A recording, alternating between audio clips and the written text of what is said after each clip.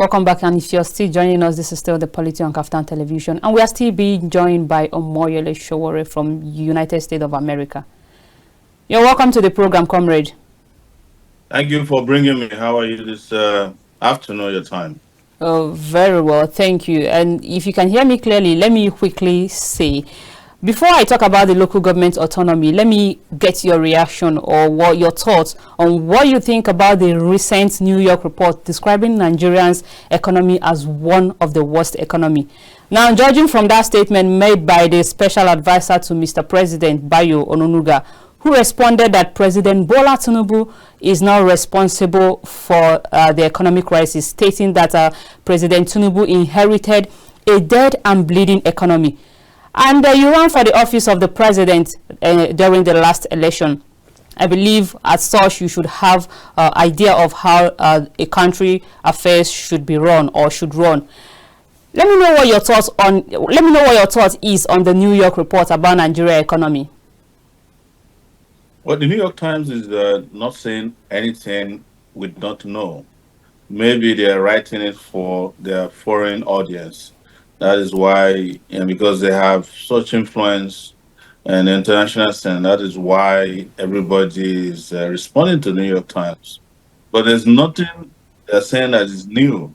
That the Nigerian economy has gone down to the toilet is nothing new. It's something we discussed during the election. It's something we discussed after the election, and it's something we keep talking about. I'm surprised that New York Times just got on the trend, probably several years late. So, but you must understand that some of these things are being done so that there are some of their colleagues and partners abroad who want them to who need to be warned that the Nigerian economy is collapsing, so that they can take their own funds out of the place.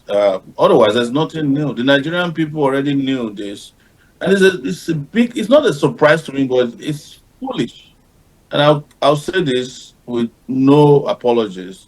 It's foolish for anybody who was part of a political party known as the APC to say that they didn't know that the economy was bleeding, whereas they're the ones who bled the economy to death. But that's Nigeria for you. Everybody comes into office unprepared, sick upstairs and downstairs, and then they come around and they get power through the back door as they usually do, and then they turn around and say, "Oh, well, it's not our fault." Whose fault is it? Is it not the political party of APC that's still in power? Is it a different set of people? So you are going to blame the Nigerian people who are victims for being responsible for the terrible situation of the economy. I don't know why we accept this foolishness all the time from these guys in power. So if you're saying, if I get you correctly, you're saying that the New York Times report about Nigeria economy isn't correct. So, but the truth is that Nigeria as a country is faced with a lot of challenges, ranging from security. I don't think you heard me right. I said they are correct, but oh, they are very correct. Is that it? Yes, of course, of course. I'm just saying that they are late to the game. They're absolutely correct. Okay, do you think the current administration is doing anything in that regard? If the New York reports could say that Nigerian economy is dead, do you see the current administration doing something good enough to resurrect the dead economy, like they quote? No, because the administration or the regime of Tinubu doesn't. They don't have any idea about how to run an economy. You understand? They have no idea. They don't have. There's nothing fresh to give to Nigerian people from the dead political party that is known as the APC, and that's why they keep telling you that they are blaming their predecessors. But it's the same political party, it's the same agenda, it's the same manifesto, if they have any at all. So what I want to remind you about what I said, if you can hear me clearly, is that the New York Times is correct, but they came late again. The Nigerian economy was dead a long time ago. Give us a reason why you say or you think. And the PDP. So If you are asking me if they know they are doing anything right, no. It's trial and error. When they came to office, they told everybody that if they remove subsidy, they will save money, and that there will be so much money they can use the subsidy savings to build Nigeria into Eldorado. Have you seen a single kilometer of road they built since they came with the subsidy money? Have you seen any school that they built? They can't even pay minimum or a living wage. So, how much did they save, and how did they save money with removal of subsidy? And now we are hearing that they are back to paying subsidy.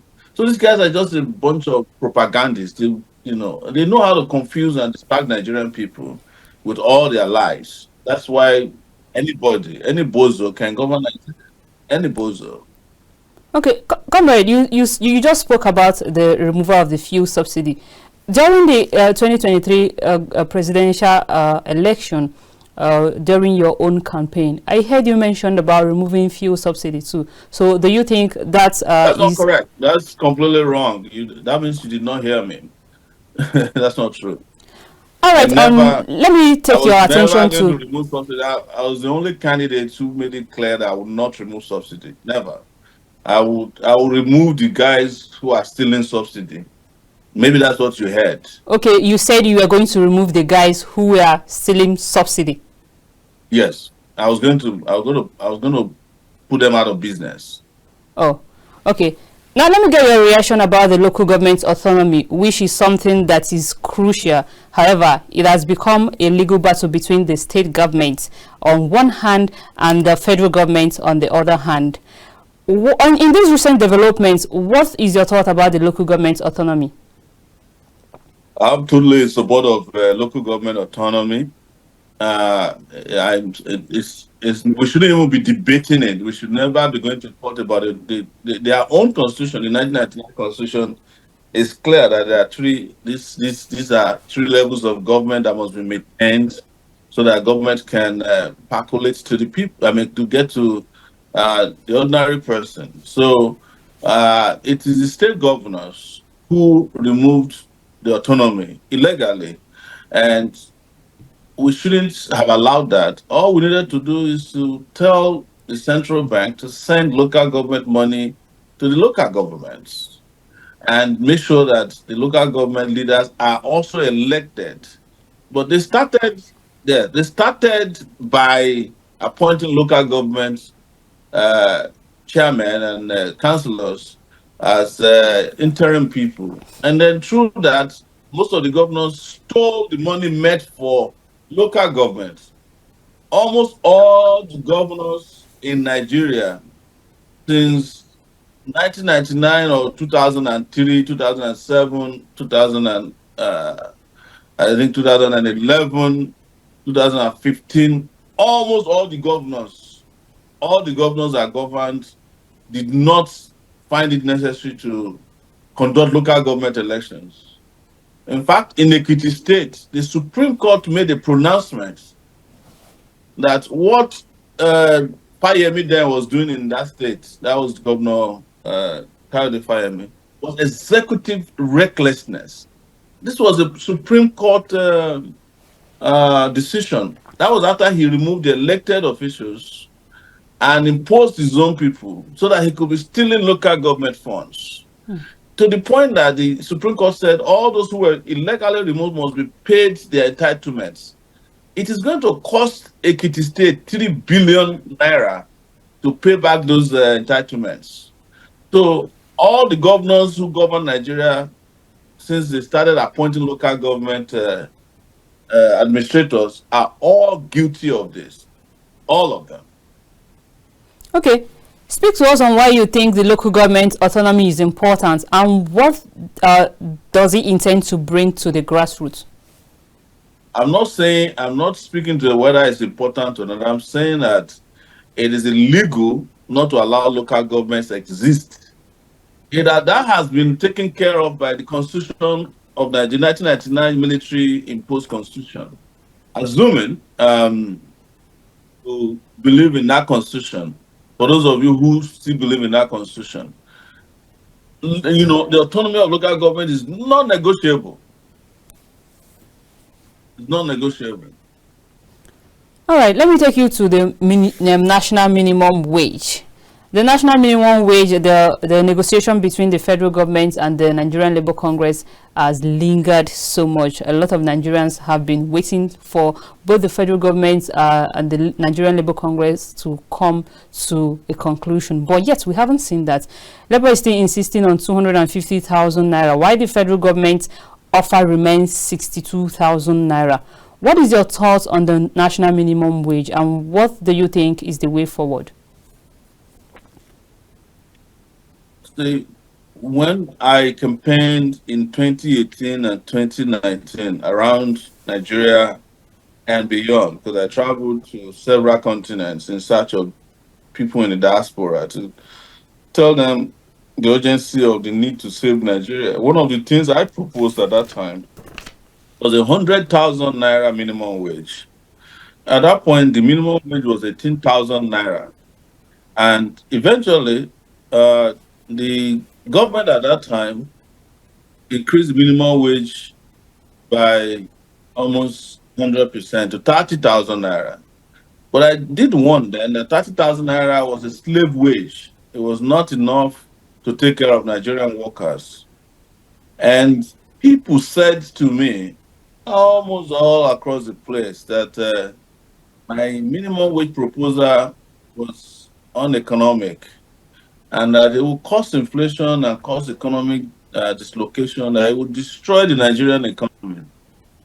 Whereas I had done my homework and calculation and discovered that the minimum wage of 100,000 in 2018 and 2019 would only have increased the wage bill by 1.9 trillion naira. It wasn't even up to 2 trillion naira. But between 2019 and 2023, we have found Nigerian officials under the Buhari regime that stole more than 5 trillion naira. More than 5 trillion naira. AMCON alone absorbed reckless loans, toxic loans that was up to 5 trillion naira. But here you are saying that you can't pay workers 100,000.